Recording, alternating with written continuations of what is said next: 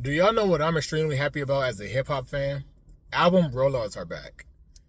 Artists are caring about rollouts. In a day and age to where surprise releases and 1 week announcements, we are seeing artists care about rollouts on a very high level, and I think that that is important that we highlight that. Like, think about it. The Clips just released an album of the year contender.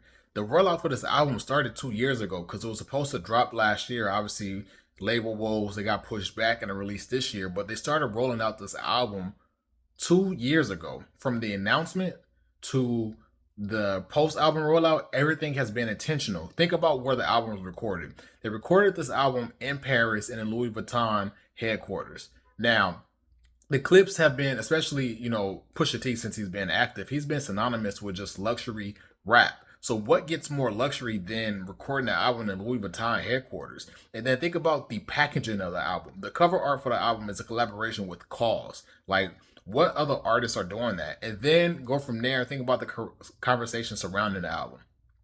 One thing about me, if y'all don't know, I work in media. I'm a strategic media planner, so I understand what goes into strategies behind marketing.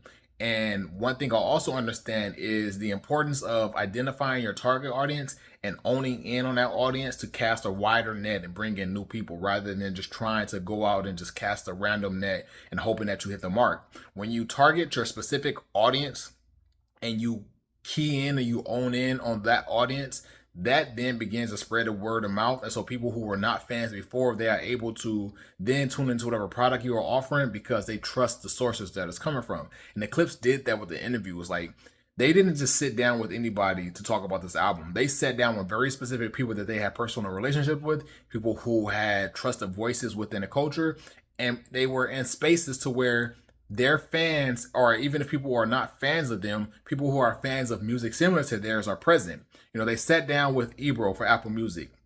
Ebro has been a very important voice in the culture. They sat down with Jerry Lorenzo for Spotify. They have a personal relationship with Jerry Lorenzo, but also going back to that quality over that quality thing. Who else they sit down with? They sat down with Elliott Wilson. They sat down with, Elliott Wilson is a legacy act in hip hop media. They sat down with B Dot. I think that interview with B Dot is probably the best interview they had, but they sat down with people who are not just going to lean into just the controversy only. They will also lean into just the process of the album, the lyrics, and whatever the case may be, and break down those things. Think about that, and think about the fact that they had a listening session during Paris Fashion Week. Like, everything they did with this album was intentional, and it paid off. They are legacy acts. This is their first album in 15 years, and out the gate, they did